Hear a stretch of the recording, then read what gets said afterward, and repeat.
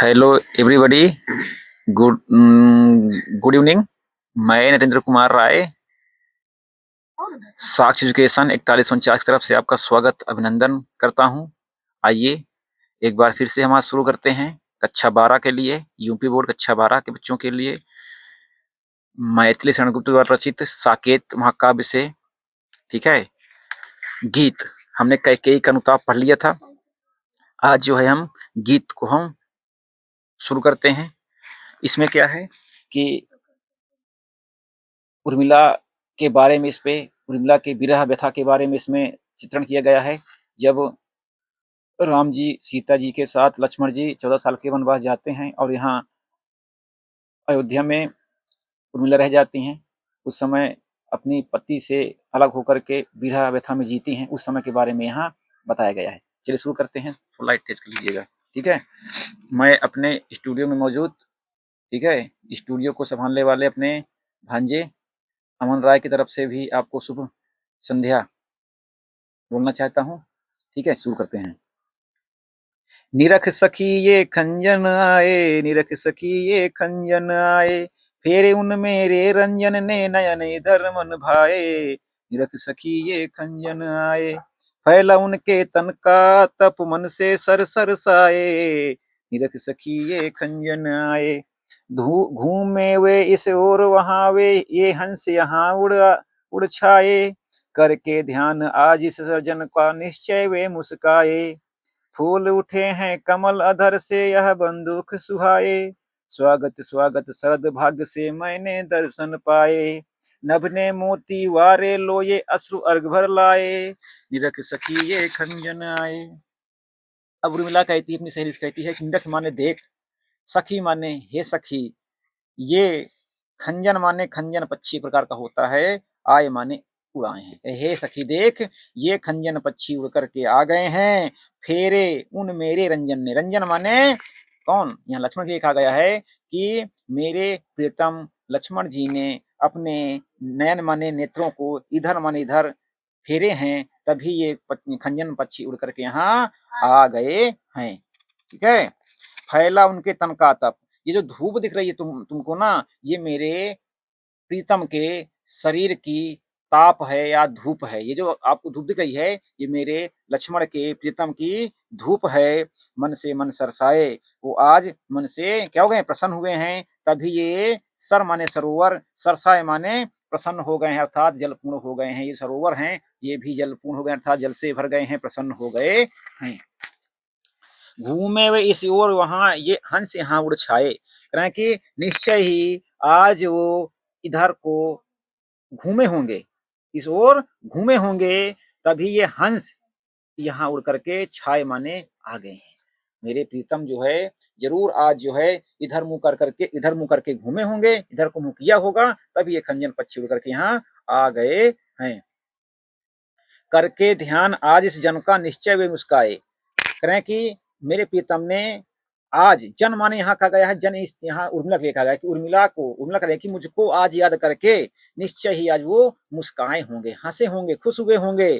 तभी तो मुस्काए हैं, तो क्या हुआ? फूले उठे हैं कमल, उनके मुस्काने से ये जो कमल दल हैं, कमल के फूल हैं, पुष्प हैं, ये खिल गए हैं। अवधर माने होता होंठ से यह बंदूक सुहा, बंदूक माने होता है दिन दोपहरिया का एक फूल होता है जो लाल होता है, कई रंग का होता है। तो कह रही हैं कि उनके होठों के समान गुलाबी गुलाबी जो लाल लाल पुष्प, गुल दोपहरिया के जो पुष्प है, वो भी खिल गए हैं। करे क्या कि वो नीचे मुस्काए होंगे, उनके मुस्काने से कमल के पुष्प खिल गए हैं, और गुल दोपहरिया का जो पुष्प है वो भी क्या हो गया है? खिल गया है। स्वागत स्वागत शरद भाग्य से मैंने दर्शन पाए।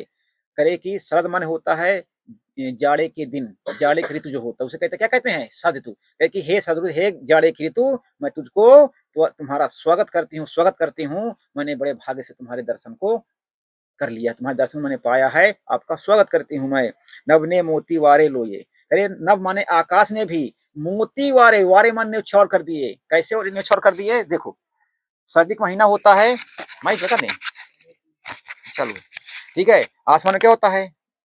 कोहरा होता है। तो जब आप सुबह उठते हैं देखते हैं तो घास पे या फसलों पर, है ना, पानी की बूंदे होती हैं उसे मोती कह दिया उन्होंने कि नभ माने आकाश ने भी मोती यानी कि मोती न्यौछावर कर दिए हैं। ये अश्रु माने होता है आंसू, अर्घ माने पूजा भर लाए। मेरे आंखों से जो आंसू निकला है ये भी एक प्रकार का पूजा का क्या है, पानी है। मेरे आंखों से निकलने वाला जो ये पानी है पूजा करने योग्य क्या है, जल है। एक बार फिर से सुन लो सारांश इसका शॉर्ट में। कह रहे हैं कि हे सखी देख खंजन पक्षी उड़कर आ गए हैं। खंजन पक्षी क्यों आए हैं? क्योंकि मेरे प्रीतम जरूर इस ओर मुंह करके अपनी आंखों की तरफ फेरा होगा, तभी पक्षी खंजन पक्षी उड़ करके आ गए हैं। ये जो धूप दिख रही है ये उनके शरीर का धूप है, और ये सरोवर जो प्रसन्न हो गए हैं उनके शरीर के धूप पड़ने से प्रसन्न हो गए हैं। वो निश्चय ही आज इस ओर घूमे होंगे, तभी ये हंस यहाँ उड़ करके आ गए हैं। आज उर्मिला कहती है कि आज मुझको याद करके निश्चय ही वो मुस्काए होंगे, तभी ये कमल पुष्प खिल गए हैं और गुल दोपहरिया का जो लाल लाल पुष्प है वो भी खिल गया है। हे शरद तुम्हारा स्वागत स्वागत मैं स्वागत करती हूँ, मैंने बड़े भाग्य से तुम्हारे दर्शन को पाया है। आकाश ने भी देखो मोती ने छावर कर दिया, वार दिया है, और मेरे आंखों से अश्रु रूपी जो पूजा का जल है वो भी भर गया है। आगे देखते हैं। शिशिर न फिर गिरी वन में, शिशिर न फिर गिरी वन में शिशिर न फिर गिरी वन में, जितना मांगे पतझड़ दूंगी मैं इस निज नंदन में। कितना कंपन तुझे चाहिए ले इस तन से, सखी कह रही पांडुरता का क्या भाव आनन में। वीर जमा दे नयन नीर यदि तू मानस भाजन में, तो मोती सा मैं किंचना रखूं उसको मन में। हंसी गई रो भी न सकूं मैं अपने इस जीवन में, किसी न फिर गिरी वन में। तो उठ कंठा है देखूं फिर क्या हो भाव भुवन में, शिशिर न गिर फिर वन में गिरवन में। देखो फिर कह रही हैं, शिशिर माने होते हैं जाड़े के दिन, ना फिर माने टहल घूम, गिरी माने होता है, गिरी माने पर्वत, वन माने जंगल में। अरे हे शिशिर ऋतु तू जंगलों में और पहाड़ों में मत भटक, मत घूम, मत टहल। हे शिशिर ऋतु तू पहाड़ों और जंगलों में मत भटक। जितना मांगे तू जितना मांगेगी उतना मैं तुझे पतझड़ दूंगी। क्या दूंगी? पतझड़। सर्दियों के महीने में क्या होता है कि पेड़ से पत्ते गिर जाते हैं ना, तो तुझको जितना पतझड़ चाहिए उसको उतना मैं तुझे पतझड़ दूंगी। मैं इस निज निज माने अपने, नंदन माने नंदन रूपी जंगल यानी शरीर रूपी जो नंदन वन है, मैं उस नंदन रूपी वन से तुझको जितना चाहेगा उतना तुझको मैं पतझड़ दूंगी।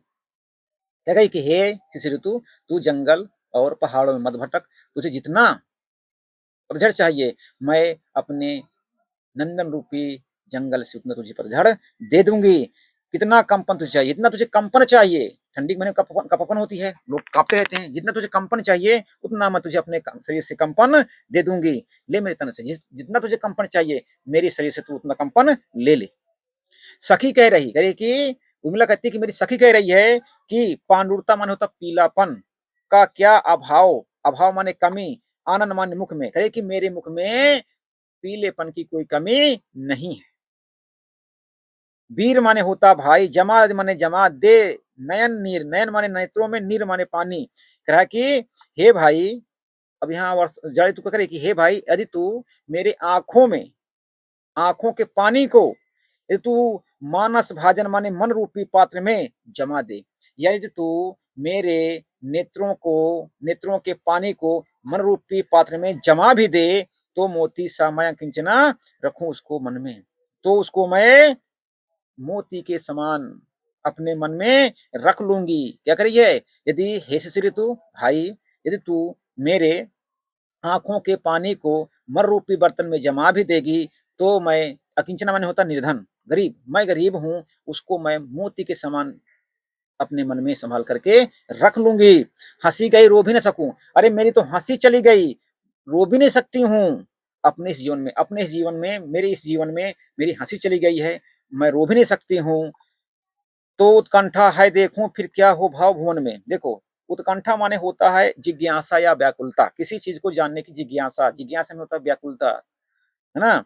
भाव माने होता है भव रूपी, भुवन माने संसार में। कह रहा है तो मेरे मन में फिर भाव रह जाएंगे ये देखने के लिए कि मेरे जो भव संसार है, संसार रूपी सागर है, उसको जानने की इच्छा मेरे मन में रहेगी क्या?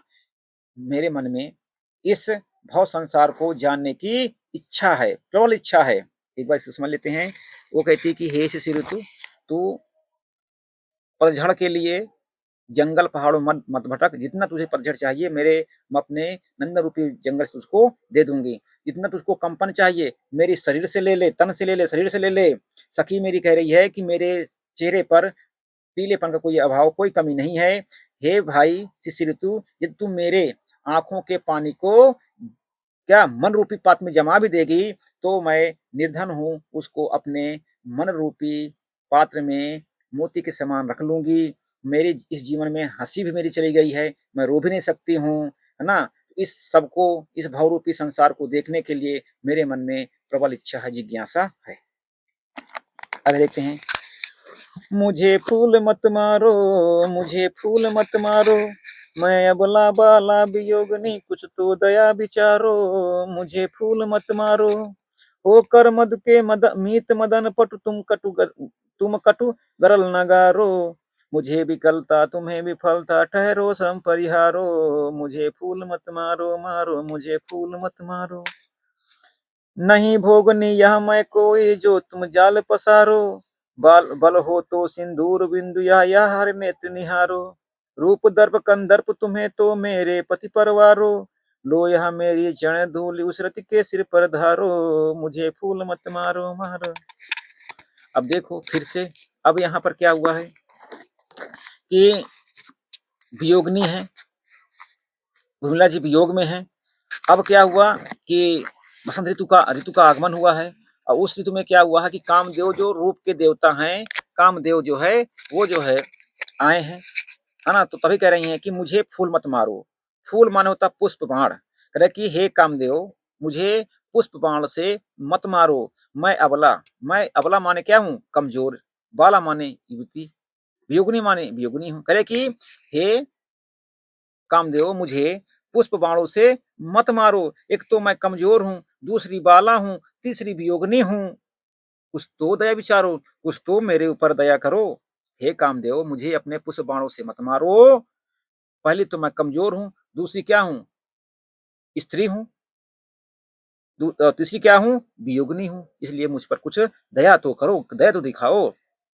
होकर मधु, मधु माने होता बसंत, के मीत माने होता मित्र, काम मदन माने कामदेव, पटु माने चतुर, तुम माने तुम, कटु माने कड़वा, गरल माने विष, ना माने नहीं, गारो माने चलाओ या घोलो। करे कि तुम हे कामदेव, या कह सकते हो कि हे चतुर कामदेव, तुम बसंत ऋतु के मित्र हो, है ना। मेरे जीवन में कड़वा विष मत खोलो, क्या कह सकते हो। अब कामदेव को उर्मिला कहती हैं कि हे कामदेव, तुम क्या हो? चतुर। करे कि तुम क्या हो? हे चतुर कामदेव, तुम बसंत ऋतु के क्या हो? मित्र हो। मेरे जीवन में अपना कड़वा विष मत घोलो। मुझे विकलता, जिससे क्या होगा? अगर तुम मेरे जीवन में विष घोलोगे तो मुझे व्याकुलता होगी। विकलता माने व्याकुलता होगी, तुम्हें विफलता, तुम्हें असफलता प्राप्त होगी। विफलता माने असफलता प्राप्त होगी। ठहरो, रुक जाओ, श्रम परिहारो, अपना जो परिश्रम है उसको व्यर्थ ना करो। कह रही क्या कि अगर तुम अपना विष मुझ पर घोलोगे तो इससे क्या होगा? मुझे व्याकुलता मिलेगी होगी और तुम्हें असफलता मिलेगी, है ना। इसलिए तुम रुक जाओ, अपना जो परिश्रम है उसको व्यर्थ ना करो, व्यर्थ ना भगाओ, व्यर्थ ना करो। नहीं भोगनी यहाँ मैं कोई, जो तुम जाल पसारो। मैं कोई भोगनी, काम वासना में लिप्त स्त्री नहीं हूँ। भोगनी माने भोग करने वाली स्त्री नहीं हूँ, काम वासना में लिप्त रहने वाली स्त्री नहीं हो। जो तुम मुझ पर जाल पसारो माने फैला रहे हो, तो जो तुम अपना जाल मुझ पर डाल रहे हो, मैं कोई बाला क्या बाला वियोगी नहीं हूँ, मतलब सॉरी वियोगनी स्त्री नहीं हूँ, जो तुम मुझ पर अपना जाल पसार रहे हो। बल हो तो सिंदूर बिंदु, अगर तुम्हारे अंदर क्या हो? बल हो, ताकत हो, तो यह हर नेत्र निहारो। हर नेत्र माने शिव का नेत्र निहारो। लेकिन मेरे सर पे क्या लगा है? माथे पे जो सिंदूर लगा है, ये शिव जी की तीसरी आंख है। अगर तुम्हारे अंदर ताकत है, बल है, इसको निहारो और तुम क्या हो जाओगे? भस्म हो जाओगे। शिव जी की तीसरी आंख के समान क्या हो जाओगे? भस्म हो जाओगे। तुम्हें दम है, ताकत है, तो मेरे इस सिंदूर बिंदु को देख लो। अगर ये कि मैं क्या हूं? अगर तुम पे ताकत है तो मेरे माथे पे लगा हुआ सिंदूर रेखा को देख लो, ये शिव के समान तीसरी नेत्र है जो तुम्हें जला करके भस्म कर देगी। रूप दर्प कंदर्प तुम्हें तो मेरे पति परवारो, रूप माने होता है रूप, दर्प माने होता है घमंड। रूप माने सुंदर कह सकते हो, कंदर्प माने कामदेव। करे हे कामदेव, अगर तुम्हें अपनी सुंदरता पर इतना घमंड है तो तुम्हें तो मेरे पति पर वारो, जाओ मेरे पति पर इसको न्यौछावर कर दो। वारो माने न्यौछावर कर दो, तुमसे सुंदर मेरे पति देव कौन है? लक्ष्मण है। करे हे कामदेव, अगर तुमको अपने रूप पर घमंड है, सुंदर रूप पर घमंड है, तो जाओ मेरे लक्ष्मण पर क्या कर दो? वार दो, न्यौछावर कर दो, क्योंकि तुमसे सुंदर मेरे पति देव हैं कौन? लक्ष्मण जी हैं। लो, ले लो यह मेरे चरण धूलि, मेरे चरणों की धूल ले लो, और रति है जो है कामदेव पत्नी है, अपनी पत्नी रति के माथे पर क्या कर दो? सिर पर धारो। लो मेरे चरणों की धूल को ले जाओ और अपनी पत्नी रति के सर पर क्या कर दो? इसको धारण कर दो। फिर से कह रही, देखो समझो एक बार में कि उर्मिला कहती है कि हे कामदेव, मुझ पर अपने पुष्प बाणों की वर्षा मत करो। मैं पहले तो कमजोर स्त्री हूँ, कमजोर हूँ, दूसरी क्या हूँ? युवती हूँ, तीसरी वियोगिनी हूँ, इसलिए मुझ पर कुछ दया करो। तुम हे चतुर कामदेव, तुम वसंत के मित्र हो, मेरे जीवन में कड़वा विष मत घोलो, इससे तुम्हें क्या होगी? असफलता होगी, मुझे व्याकुलता मिलेगी। रुक जाओ, अपना परिश्रम व्यर्थ ना करो। मैं कोई भोगनी स्त्री नहीं हूँ जो तुम मुझ पर जाल डाल रहे हो, फैला रहे हो। अगर तुम पे ताकत है, बल है, तो मेरे सर पे लगी हुई सिंदूर बिंदु को देख लो, ये शिव जी की तीसरी आंख के समान है। हे कामदेव, अगर तुम्हें अपनी सुंदरता पर घमंड है तो तुम जाओ मेरे पति पर इसको न्यौछावर कर दो, और लो मेरे चरण की धूल को अपनी पत्नी रति के चेहरे सर पर इसको धारण कर दो। ठीक है, आगे देखो, ये बहुत अच्छा है। यही आता है इस मन में, यही आता है इस मन में, छोड़ धाम धन जाकर मैं भी रहूं उसी वन में। प्रिय के व्रत में विघ्न न डालूं, रहूं निकट भी दूर। व्यथा रहे पर साथ साथ ही समाधान भरपूर, हर्ष डूबा हो रोदन में, यही आता है इस मन में। हर्ष डूबा हो रोदन में, यही आता है इस मन में। फिर से कहती हैं कि मेरे मन में बस यही ख्याल आता है, यही आता है इस मन में, मेरे मन में एक बस यही ख्याल आता है, एक यही बात याद आती है कि छोड़ दूं। छोड़ माने छोड़ दूं, धाम माने होता है घर, महल छोड़ दूं, धन माने धन दौलत छोड़ दूं, और जाकर मैं रहूं उसी वन में, उसी जंगल में जाकर रहूं जहां मेरे प्रीतम गए हैं। देखिए, मेरे मन में बस यही ख्याल आता है कि मैं सब कुछ घर धन दौलत छोड़ करके अपने प्रीतम के जहां गए हैं उस जंगल में जाकर के रहूं। प्रिय के व्रत में विघ्न न डालूं, विघ्न माने व्याधा। ठीक है, अपने प्रीतम के व्रत में जो व्रत करने गए ना, राम लक्ष्मण, राम सीता को सहयोग करने के लिए, है ना, उनकी रक्षा करने के लिए जो उन्होंने व्रत धारण किया है, उनके इस व्रत में मैं कोई विघ्न, कोई खलल डालना नहीं चाहती हूँ। रहूं निकट भी दूर, इस प्रकार से उनके मैं निकट माने पास भी रहूंगी और दूर भी रह लूंगी, पास भी रहूंगी दूर भी रहूंगी। व्यथा रहे, व्यथा माने दुख रहे, दुख भी रहेगा, पर साथ साथ समाधान भरपूर, पर साथ साथ इस बात का समाधान भी भरपूर रहेगा। हर्ष डूबा हो रोदन में, हर्ष मान प्रसन्नता, डूबा हो रोदन में, मेरी जो प्रसन्नता है वो रोदन में यानी कि करुण विलाप में भी डूबा हो। बस मेरे मन में यही एक ख्याल आता क्या कि मैं अपने पति के साथ रहूं, सब घर द्वार धन दौलत छोड़ करके अपने पति के पास रहूं। इस प्रकार मैं उनके व्रत में विघ्न नहीं डालूंगा, उनके पास भी रहूंगी, दूर भी रहूंगी, और दुख भी रहेगा, पर साथ साथ समाधान भी भरपूर रहेगा। मेरा जो प्रसन्न है वो हर्ष रहेगा, हर्ष में क्या होगा? डूबा रहेगा क्या? रोदन। मेरा जो प्रसन्नता है वो रोने में भी डूबा रहेगा। यही मेरे मन में ख्याल आता है। बीच बीच में उन्हें देख लूं मैं झुरमुट की ओर, जब वे निकल जाएं तो लेटूं उसी धूल में लोट, रहे रतवे निज साधन में, यही आता है इस मन में। कि बीच बीच में मैं उनको झुरमुट माने झाड़ियों के बीच से उनको बीच बीच देख लूं, झाड़ियों की ओट से उनको बीच बीच में मैं देख लूंगी, और जब वो निकल जाएंगे उसी रास्ते से, उस रास्ते में जाऊंगी और मैं लौट जाऊंगी, और लौट करके उनके चरणों की धूल है उसको अपने शरीर पे उसको लगा लूंगी। रहें, रत माने संलग्न हुए, निज माने अपने, साधन माने व्रत में, इस प्रकार से अपने अपने व्रत में भी संलग्न रहेंगे और मैं उनको देख भी लूंगी। बस यही मेरे मन में ख्याल आता है। जाति जाति गाती गाती कह जाऊं यह बात, धन के पीछे जन जगती में उचित नहीं उत्पात, प्रेम की ही जय जीवन में, यही आता है इस मन में। कहे कि जाति जाति अपने अंतिम पंक्तियों में ये कहना चाहती हूँ कि जाति जाति गाती गाती मैं एक बात सबको कह जाती हूँ कि धन माने पैसे के पीछे, जन माने लोग पैसे के पीछे इस जगती माने संसार में लोग जो पीछे भगते हैं, ये अच्छा अच्छा काम नहीं है, उत्पाद सही नहीं है, क्योंकि जीवन में प्रेम की ही जय होती है, यही मेरे मन में बस ख्याल आता है। ठीक है? तो कैसी लगी आपको क्लास? आप फीडबैक ज़रूर दीजिएगा। ठीक है? मिलते हैं, एक सेकंड, मिलते हैं नेक्स्ट वीडियो में। ठीक है? ये जो है आपका कंप्लीट हो गया साकेत, तहकीकन ताप और ये गीत। ठीक है? आप इसको देखिए, अपने मित्रों तक भेजिए और एक बार फिर से मैं कहता हूँ, आपके अपने यूट्यूब चैनल साक्षी एजुकेशन 4149 को लाइक करें, शेयर करें, सब्सक्राइब करें, अपने मित्रों तक जरूर भेजें और हाँ, बेल आइकन को जरूर दबाएं और और अपने मित्रों तक जरूर भेजें। ठीक है? और हमको सहयोग करें, हमारा भी उत्साहवर्धन होगा, अपना फीडबैक अवश्य दें। ठीक है? मिलते हैं नेक्स्ट वीडियो में, तब तक के लिए जय हिंद,